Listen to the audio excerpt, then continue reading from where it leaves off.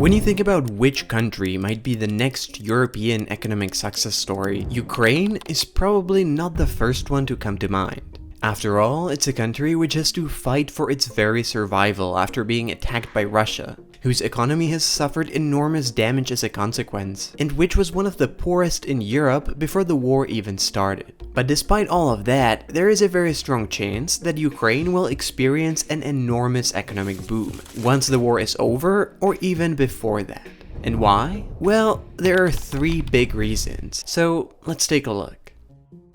First, there is quite a strong historical precedent for why that should happen. There are a number of cases when countries lost millions of people, expended every single financial resource at their disposal, and had their entire infrastructures completely destroyed in wars in which they willingly or unwillingly took part, only to experience drastic economic growth just a few years later that often made them a lot richer than they ever were in the first place. After all, this is the case of both of the main culprits of the Second World War. Both Germany and Japan lost between 5 and 10% of their pre-war population during the war. And by the end of it, they were defeated and occupied, and with their industries and economies almost completely destroyed. But still, less than 10 years later, they reached their pre-war levels of GDP, and they both experienced their own economic miracles in the following decades. And this is not by any chance limited to the Second World War. After the Korean War in the 1950s, South Korea was in a position not that different from Ukraine's. A relatively poor agrarian country that endured enormous losses and destruction during the war, and which experienced its own economic miracles soon after, and eventually emerged as a major technological and industrial powerhouse. Now, this is not in any way the trajectory of every post-war scenario.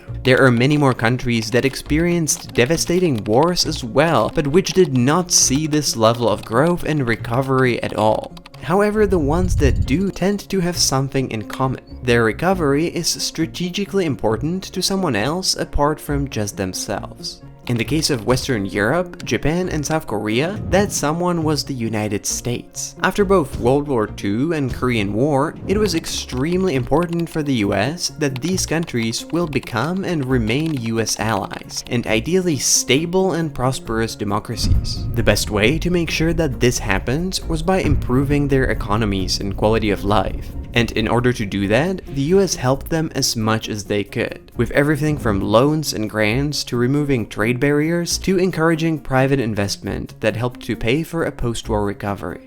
And the thing is that if you have a war-torn country with a lot of infrastructure that needs to be rebuilt, and you also have someone willing to pay a lot of money to do all of that, the economic growth is guaranteed to follow. And the thing is that Ukraine will be in a similar position as some of these historical examples once the war is over, because its economic recovery after the war will be important not just to Ukrainians. This time around, it might not be the United States that would step in and provide the necessary funds, but they don't really need to, because their role could, and very likely would, be taken over by the European Union. The EU is the largest economic bloc in the world, and the second largest economy after the United States, and at least in theory, it could pay for a complete Ukrainian reconstruction many times over. And while for the United States, Ukraine might not seem like a priority, for Europe, there is not much of a choice. Ukraine is a country in which Europe has already invested an incredible amount of financial and political capital, and whose survival and future success will be critical for European security. It is in Europe's own interest to see that Ukraine will remain a healthy democracy with a powerful military, and the best way to ensure that is by helping Ukraine build a strong economy. And Europe will be almost certainly willing to invest a lot of money for that to happen. Whether that will be through an EU membership or without it doesn't matter as much. Either way, Ukraine is almost guaranteed to receive a steady flow of aid, loans, and investments, especially once the conflict has at least scaled down in intensity. But before I tell you about the second reason, I want to talk about the paid partner of this video, BetterHelp.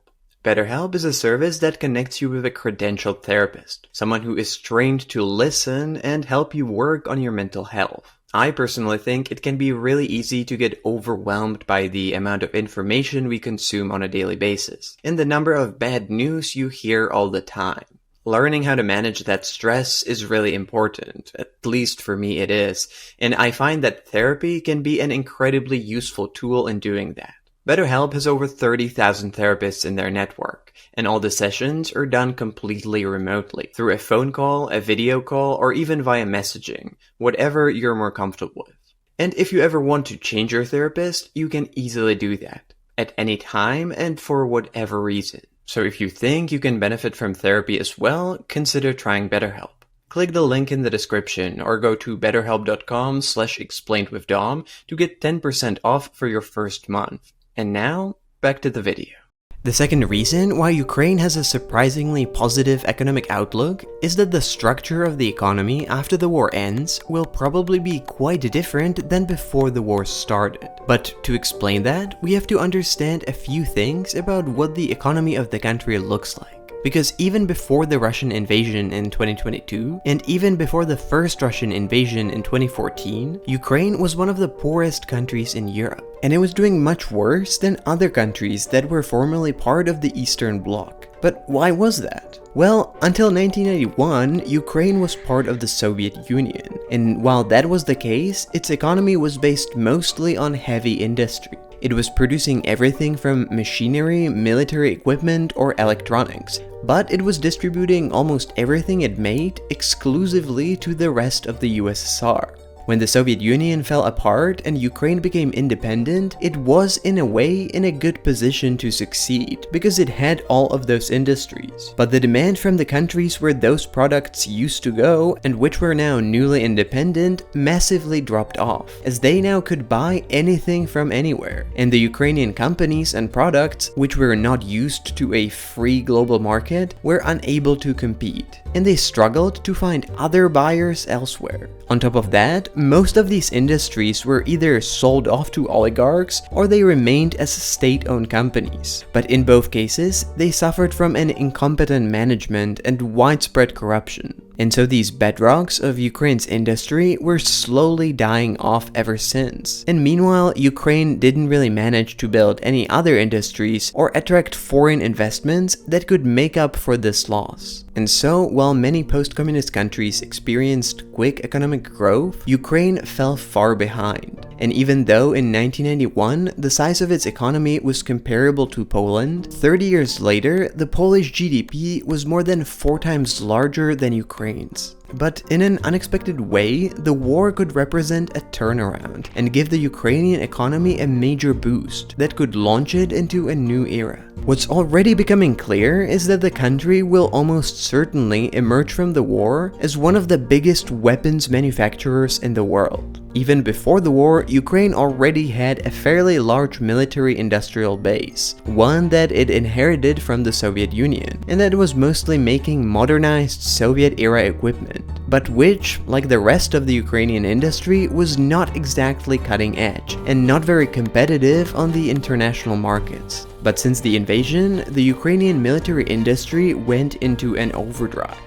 As the country was in a desperate need of equipment, the government made the expansion of its domestic military industry a priority, even going as far as claiming that Ukraine will become the world's arsenal of democracy. And the fact is that it has seen unprecedented levels of expansion since then, receiving investments and partnership offers from American and European defense industry giants. Ukraine has been building new factories and expanding its current production of ammunition and equipment. But even more importantly, it has managed to design, introduce, and implement new and innovative products that could become the new backbone of this industry. Already, Ukraine is becoming a global leader in the production of military drones, including naval drones, smaller FPV drones, and larger long-range ones, and it aims to build over 1 million drones in 2024 alone. As horrible as it is, the longer the war goes on, the more growth will the Ukrainian defense industry see. That is, as long as Ukraine keeps receiving support from its allies. And even after the war ends, the pace of growth will likely remain, because Ukraine will be forced to maintain a large military budget, and its military products, having been tested on the battlefield with real combat experience, science will be successfully exported to the rest of the world.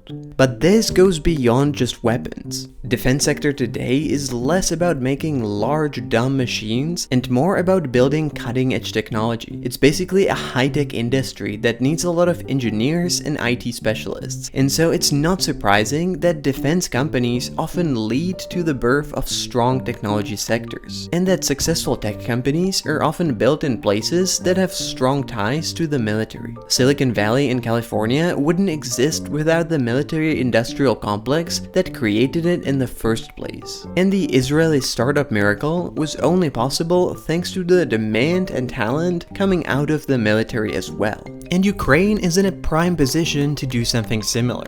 Thanks partly to being an industrial center of the USSR, Ukraine has historically had a strong education system in STEM subjects that was producing a high number of engineers, software developers, and IT specialists. Even before the Russian invasion, Ukraine had a relatively small but growing IT sector, and since the war, it has only increased in importance. Some Ukrainian startups managed to continue building their products even during wartime. Some pivoted to new opportunities in building military technology, but overall, the sector is still going strong. And even in 2022, the first year of the invasion, when the Ukrainian economy contracted by 24%, the IT sector grew by 16%. And there is a good chance that after the war, the combination of a booming military industry, growing tech sector, and skilled human potential will reshape the Ukrainian economy into something that might resemble Israel's startup miracle. And finally, there's a third reason, one that is very rarely talked about and mostly overlooked, but one that could have an extremely significant influence. Another reason why Ukraine's economy struggled so much was because of how ineffective, bureaucratic, and burdened with systemic corruption the Ukrainian state was. That made it harder for new businesses to launch and grow. It deterred foreign investors from coming to Ukraine, and it created a huge strain on the country's economy. And although Ukraine has been working on addressing these issues for quite a while, fixing them turned out to be extremely difficult. But as with many other things, war provides an urgency that peacetime simply does not, as trying to survive is a pretty good motivation to solve things that would be impossible to solve before. Even during wartime, Ukraine is putting a lot of effort into fighting corruption, and it moved 12 places upwards in the Corruption Perception Index to the 104th place, which is still not great, but it's a sign of progress. And it's been doubling down on its efforts to become a digital-first state, launching an app which can be used for all interactions between citizens and the state, something that most developed countries still don't have. Now the fact is that all of this is at this point still quite far in the future, and not everything might be as easy as it sounds. But there is a good chance that at least some of what I have mentioned will happen, and that with successful reforms, international support, and new sectors of its economy, Ukraine that will emerge from the war might very well be a country that will see an economic growth far outpacing at least the rest of Europe.